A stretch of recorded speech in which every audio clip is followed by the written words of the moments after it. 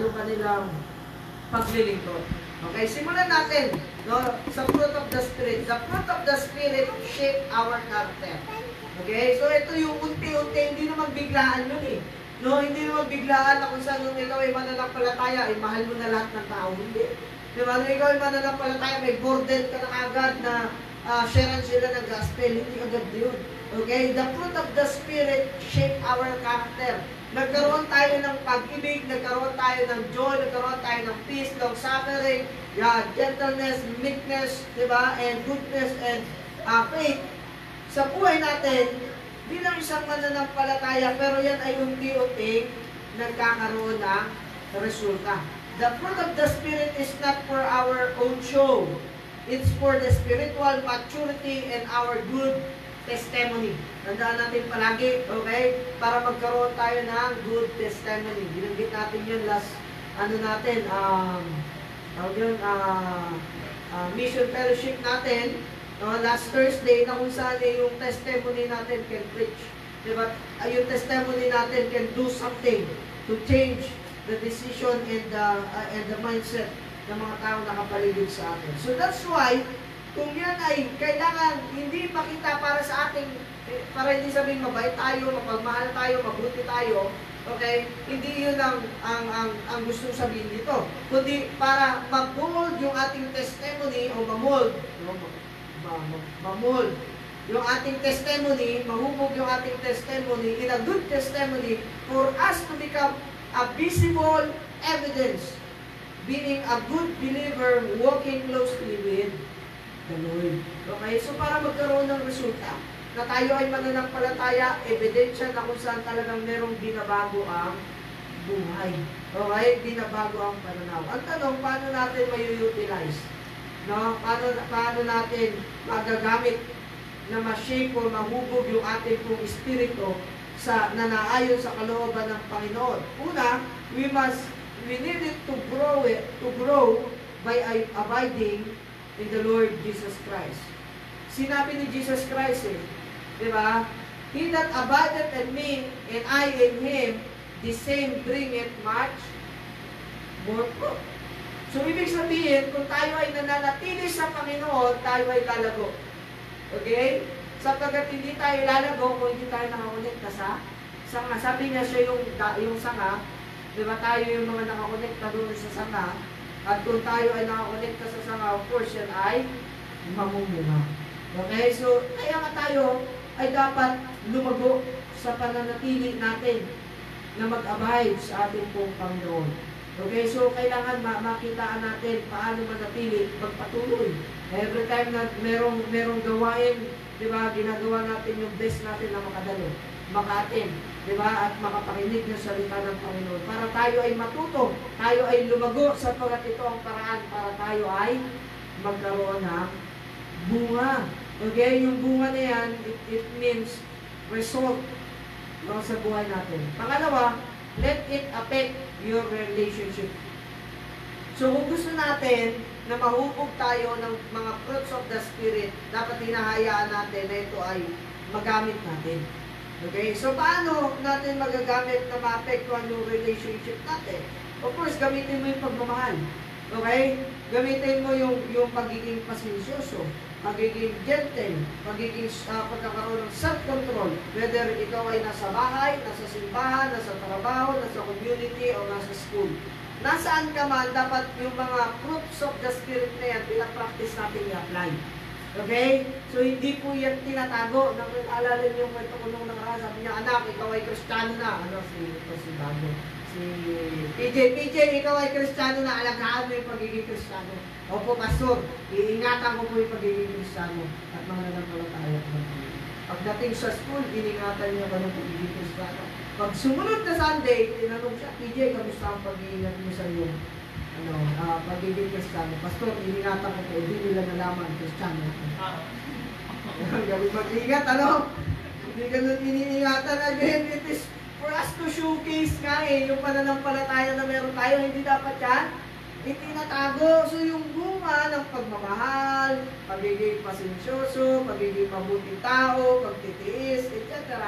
na binanggit kanina doon sa Galatians, dapat yan na nakikita. Okay? So, dapat tayo lumalago, manatili sa salita ng Diyos, gamitin yung salita ng Panginoon para tayo ay magkaroon ng resultang pagbabago sa ating pagkatao. Okay? So, before God use your gifts publicly, He builds your character privately through the fruits of the Spirit.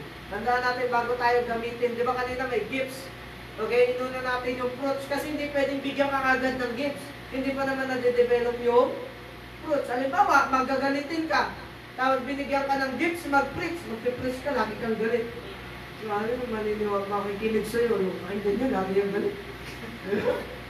So kaya kailangan na mold muna yung character. Okay? With the help of the fruit of the Spirit. So kaya mahalaga, no, na unahin na mabago yung ating character, yung ating pananaw, at yung ating pagkatao bago tayo gamitin ng Panginoon at bigyan tayo ng gifts of the Spirit. Sometimes we are eager to serve the Lord.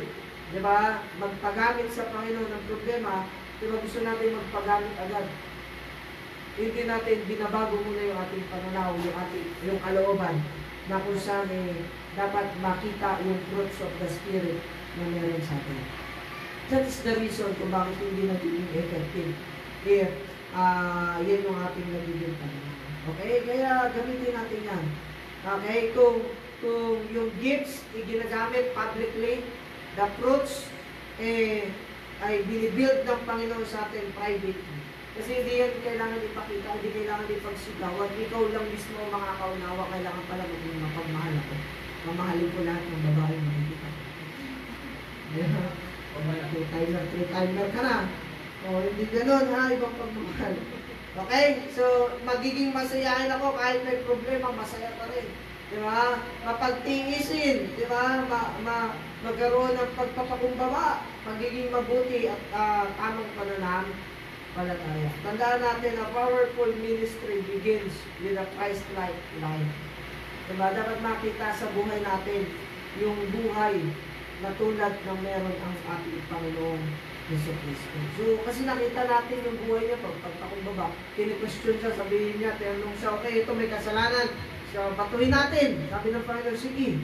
Ang walang kasalanan siya unang dumating. Pagpapakumbaba, pwede naman siya makipag-debate.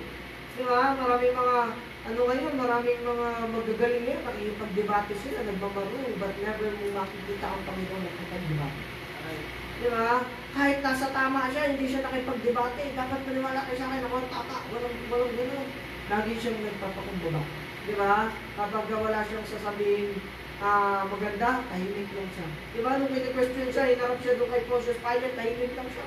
Question siya ni Pontius Pilate, anong masasabi mo? Makasalanan ka daw, tahimik siya. Alam nyo, yung madaldal, guilty yun eh. Diba? Kasi Jesus tahimik lang. O kaya lalong kinabahan si Pontius Pilate. Diba, nung gabi magkatabi sila ng asawa niya, sabi ng asawa niya kay Pontius Pilate, "Hey, honey, hindi ako pinatulog ng tao na yan, sino ba yan? Diba, palayain mo na yan." Diba kaya nagbugas kamay si Pontius Pilate? Kasi gusto niya ng palayain, kasi nga, alam niya na wala namang kasalanan, tapos kinunpik pa siya ng asawa niya na hindi nakatulog dahil nga dun sa Panginoong Yesu Cristo, pero gusto ng mga Israelites na siya ay patayin. Kaya nagugas kamay si Pontius Pilate. Yun yung sitwasyon na nangyari. Yun yung buhay ni Jesus Christ. Hindi siya nagmamalaki, hindi siya nagmamagaling. Ginagawa niya lang kung ano yung dapat niya. Amen? Ganun din dapat tayo. Diba? Hindi natin kailangan ipagmalaki kung ano yung mga bagay na ginagawa natin para sa Panginoon. Kundi dapat ang ginagawa natin is maglingkod lang ng totoo sa Panginoon. Nagising ka? Okay. Okay, pangalawa. The gifts of the Spirit strengthen our ministry. Tandaan natin kapag binigyan na tayo ng, kapag nahubog na yung ating espiritu, okay? And then unti-unti, isa-isa na tayong bibigyan ng gift of the Spirit. Okay? Bibigyan ka na ng gift para mas lalong gumanda yung boses mo. Para pagka kumakanta ka, mas maraming mag-bless. Di ba? Bibigyan ka na ng gifts para mas madali mo maintindihan tumutog ng music. Bibigyan ka na ng gifts para maintindihan mo kung ano man yung mga salita ng Panginoon para pag ikaw ay nag-share ay nagiging madali.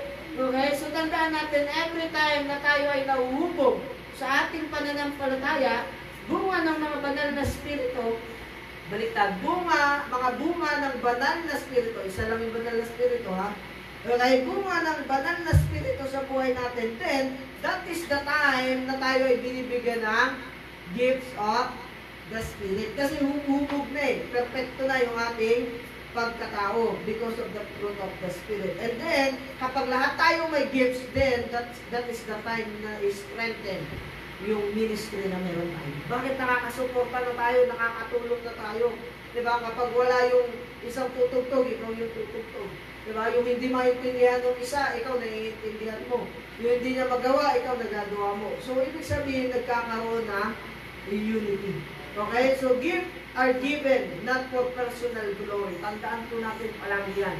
Pag ikaw ay binigyan ng talento ng Panginoon, kakayahan ng Panginoon, para meron kang magawang paglilingkod sa Panginoon, hindi yan para sa pansarili mo kapurian. Okay? Kundi yan ay binigay to edify the body of church. Okay? Binigay yan para tayo ay makapag-empower. Yun yung binanggit kanina dun sa Corinthians. Chapter 12, verse 7. Ano sabi doon? But the manifestation of the Spirit is given to every man to profit withal, para maging kapakinabangan. Okay? So nakita na natin, di ba? Mahalaga yan na makita at maunawaan natin. Kasi nga, kapakinabangan.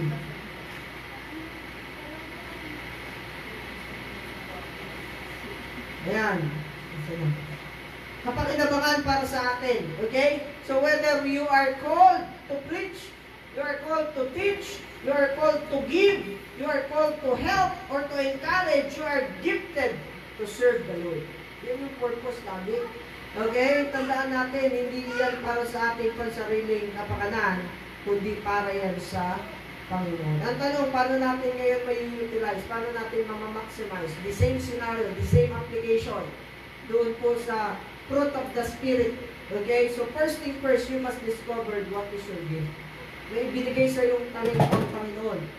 Okay? Merong binigay sa yung spiritual gifts ang Panginoon. Binanggit ko dun sa verse 12, bawat isa binigyan ng different administration and different operation. Para ano? Para maging kapakinabangan at kagamit-gamit. Kailangan mong i-discover. Okay? Yung talento, yung bagay pa na magagawa mo, okay, ay makakatulong ba yan sa gawain ng Panginoon? Halimbawa, designer, marunong ka pala mag-design, di magawa ka ng mga kung ano design dito. Diba? Pero wag mo nung ito masyadong paganda yung alis tayo dito. Okay? Diba? Kung ikaw ay gano'n, o kaya kung ikaw ay meron, ano man yung mga talento na meron ka, i-discover mo yan, ay makikita natin at ma-realize natin na yung gifts na yan ay magagamit pala dito. Okay? And kapag na-realize mo na kung ano yung gifts na meron ka, kung ano yung gifts na ibinigay sa iyo ng Panginoon, then develop and use it faithfully. Okay? Gamitin natin yung ating mga regalo na natanggap sa Panginoon, talento, kakayahan. In 2 Timothy chapter 1, verse 6, sabi niyo, stir up the gifts of God, which is in thee. Ano man yung regalo ibinigay sa iyo ng Panginoon, haluin mo daw, stir up, di ba? Pag-halu-haluin mo, hindi gano'n. Pag sinabing pag-halu-haluin, di ba, alam mo yung stir, di ba, pag hinahalo mo yung kape o yung juice, ano nangyayari? Paikot-ikot, di ba? Hindi siya stagnant. Ibig sabihin, ganun dapat yung ating regalo, hindi nagiging stagnant. Okay, sa buhay natin, na meron tayong talento, pero hindi naman nagagamit. Pag sinabing stir up, galawin mo. Okay, gamitin mo yung regalong ibigay sa iyo ng Panginoon. First, discover your gifts and develop, use it faithfully. Don't compare your gifts. Iyan yung pinakatandaan natin. Bakit siya magaling, ba't ako hindi? Diba? Bakit ganun? Ang sa kanya parang ang dali-dali lang. Pero parang ako, hirap na hirap akong intindihin. May mga ganun talaga kasi nga, baka hindi naman talaga sa ibinigay yung gifts. So do not compare your gifts to others. But use what God gave you in your place, your calling, and your season. Hindi rin kasi sa lahat ng pagkakataon, di ba,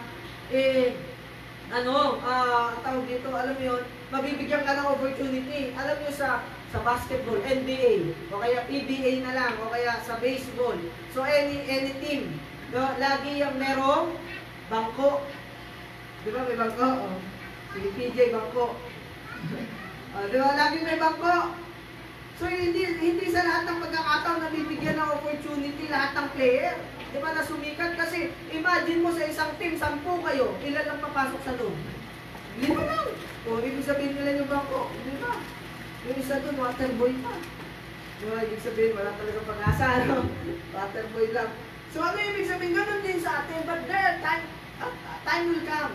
Di ba na magagamit tayo? Alam niyo yung mga bangko na yan, lalo na ano kasi before, I think yung pandemic na tinapos ko halos lahat ng baseball anime, tinunod ko. Di ba? Eh doon sa baseball anime, sa baseball, di ba? Kaya baseball. Meron tinatawag doon, may mga bangko doon na minsan lang silang tawagin. Tinatawag lang sila sa emergency situation. Kunyari, 2 na yung out. Okay? Tapos, matatalo sila kapag hindi sila nakatama. Meron tinatawag na secret weapon na kung saan siya yung pinakamagaling mag-batting. So, siya yung tatawagin ngayon. Diba? Para siya yung mag-bat. Parang reliever yung tawag doon. But anyway, so, ganun din sa atin. Time will come, diba? Hindi natin alam, bigla nagkasakit yung song leader, diba? Pero dahil ikaw ay merong talento, binigay sa'yo ng Panginoon, mamaximize yun. Pero ganun din sa laro. Diba? Biglang nabalian ang buto. Hindi na makatayo. O, di ba? Wala nang ibang player, ikaw lang. O, syempre, tatapusin yung laro. Alam mo, lumaban sila ng 4v5. O, di ba? O, kahit ikaw ay bang, tatawagin ka na, no choice ka na eh. And that is your opportunity to showcase your talent. And likewise, ganun din sa gifts na binigay sa atin, ha? Panginoon, tandaan natin, the gifts is for us to prove, no, or to showcase the gifts of the Spirit. It is for us to reveal how we're going to serve the Lord. Okay? So, mahalaga yan. Makita natin. Ano pa?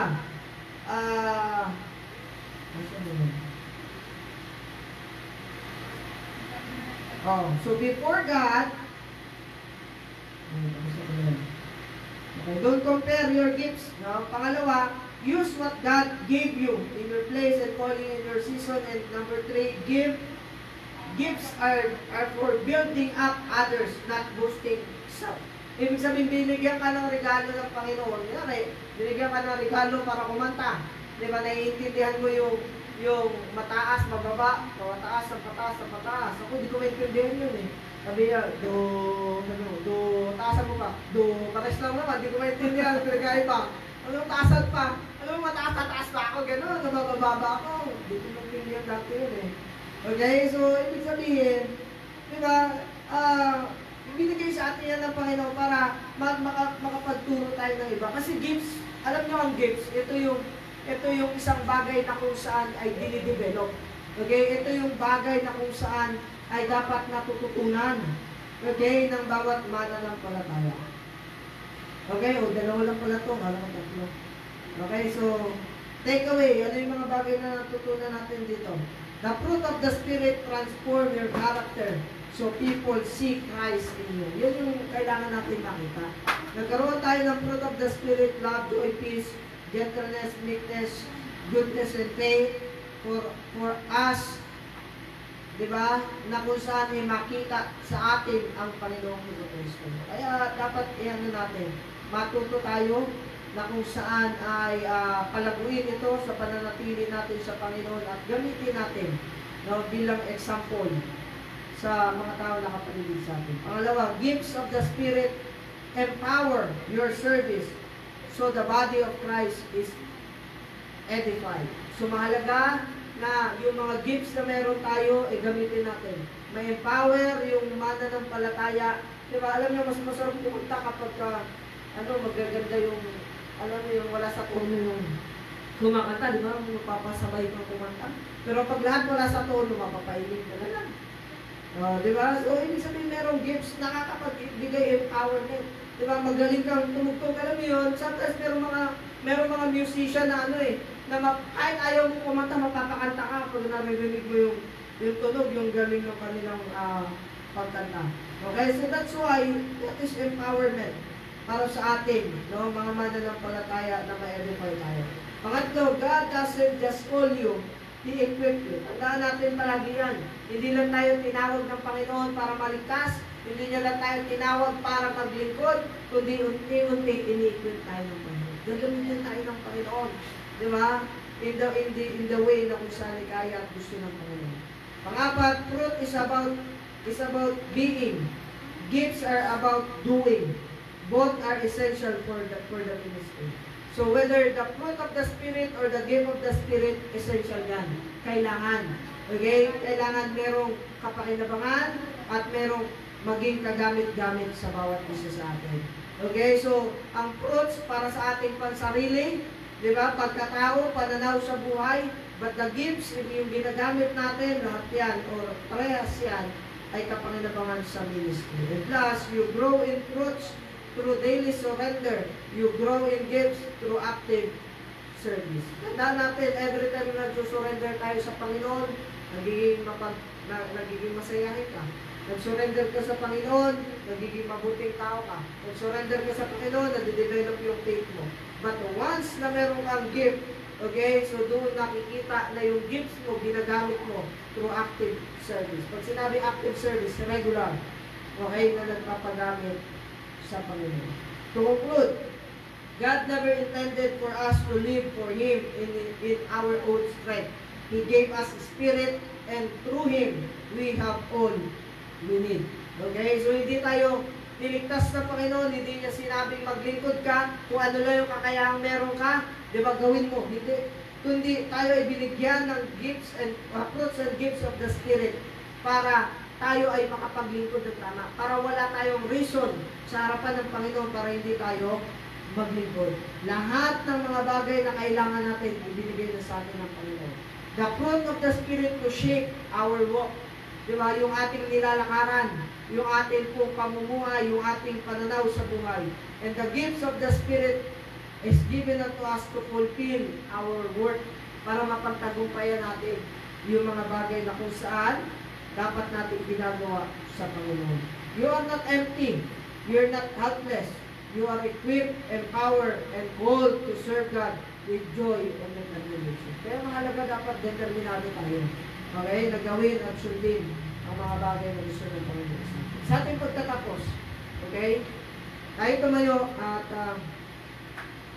tayo ay magnilay-nilay sa mga bagay na kung saan ating napakinggan at ating natutunan sa harapan ng Panginoon na ating napakinggan. Tayo ay pumigit, tayo this time, kanina kinakausap tayo ng Panginoon, but this time, ikaw naman ang makipag-usap sa Panginoon. Examine yourself. Examine the fruit of the Spirit na nanatilig sa iyo. Diba? Are you growing are you growing in Christ-likeness? Or baka naman nabubuhay ka pa sa sariling ikaw. Hindi mo nababago ang iyong sarili at pananaw at hindi na ma-maximize yung fruit of the Spirit na binigay sa iyo ng Panginoon. Examine yourself. Examine the fruit of the Spirit that God gave you. Ikaw nawa ay makaunawa, makakita ng mga bagay na kung saan pwede pang ma-improve sa paglilingkod sa Panginoon. Then pangalawa, identify and stir up your gifts. Diba? Identify mo yung mga regalo ng Panginoon, kakayahan, talento na kung saan wala sa iba. Ikaw lang ang may kakayahan. Then after mo ma-identify yan, gamitin mo. I-maximize mo yan. Try to build something new para sa ikapupuri ng Panginoon, para sa ikaluluwalhati ng Panginoon sa gawain, at para mas maraming mga mananampalataya ang mayroon. Commit today to use your fruit of the Spirit and become faithful for the glory of God. Be determined not just to serve, but to serve well. Tandaan natin ang paglilingkod at pagiging determinado ay hindi lamang natatapos sa simulang desisyon, kundi ito ay natatapos kung tayo ay merong gagawin desisyon. Ito ay ilalagyan natin ng aksyon. Ito ay gagawin natin ng mga bagay na kung saan ay magiging tagumpay tayo at magiging gagamit-gamit tayo. Tandaan natin sa harapan ng Panginoon, andiyan ang Panginoon. Ibinigay na sa iyo ng Panginoon ang fruit of the Spirit and gift of the Spirit. Kailangan lang natin i-molde ang ating sarili, ang ating pananaw at ang ating mga bagay na kung saan magiging kapakinabangan sa gawain. Habang tayo nananalangin at ating iniisip, nare-realize yung mga bagay na kung saan gusto i-convict sa atin ang Panginoon. Kaya kayo'y patuloy na manalangin sa Panginoon na we will close our service. Dakilang Diyos sa maraming banal, amang mga pangyarihan. Salamat po, Panginoon, sa patuloy mong pagpapala. Patuloy na pagbibigay ng paalala sa amin, Panginoon. Mga bagay na maging kapakinabangan para sa amin, hindi lang po physical, kundi even spiritual, Panginoon. Mga bagay na kung saan amin po nawang magamit ang mga bunga ng Espiritu at ang mga regalo na iyo pong binigay sa amin. Hindi lamang kami maging tagaupo, hindi lamang maging tagapakinig, kundi kami, Panginoon, ay maging kagamit-gamit sa iyong gawain. Tulungan mo kami, Panginoon, sa amin pong pagpapatuloy, sa amin pong mga kahaharapin. Kami ay iyong masamahan at magabayan. Hindi po masayang ang aming napakinggan, kundi ito'y aming magamit sa aming buhay. Ikaw po nawa ang maluwalhati, ikaw ang madakila, Panginoon. Pinupuri ka namin, pinapasalamatan, itong aming dalangin sa pangalan ng Panginoon Jesus. Amen. Tayo umawit sa Panginoon. Brothers.